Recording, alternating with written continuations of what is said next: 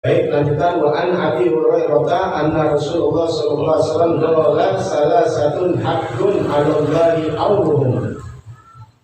Dari Sayyidina Abi Hurairah anna Rasulullah sallallahu alaihi wasallam, bahwasanya baginda Nabi besar Muhammad sallallahu alaihi wasallam telah bersabda, salasatun haqqun 'alallahi awruhum. Ada 3 golongan yang berhak Allah akan menolong golongan tersebut. Ada 3 golongan yang mana 3 golongan ini berhak atas Allah untuk menolong. Berhak, pasti, artinya Allah akan tolong 3 golongan ini. Yang pertama siapa? Al-mujahidu fi sabilillah, yang berjihad di jalan Allah. Selama berjihad di jalan Allah, maka Allah selalu memberikan pertolongan.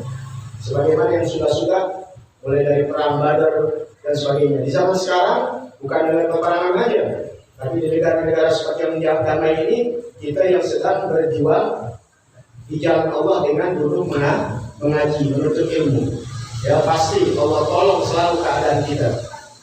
Kemudian yang kedua, wal mukatabu alladhi yuridul adaha. Wal mukatab ini budak mukatab. Ada budak bermacam-macam. Ya sekarang udah nggak ada zaman perbudakan. Budak yang ingin membebaskan diri, ya sedang mengiguni untuk membebaskan diri.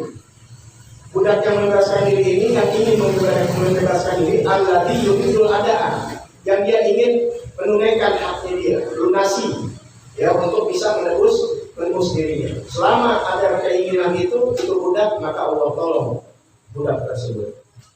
Ya, udah nggak ada sekarang. Yang ketiga umum buat kita nih. Apa? An-nakihul ladzi yuridul afaf. Yang ketiga golongan ini yaitu Allah akan tolong orang tersebut an-nakih, yang menikah.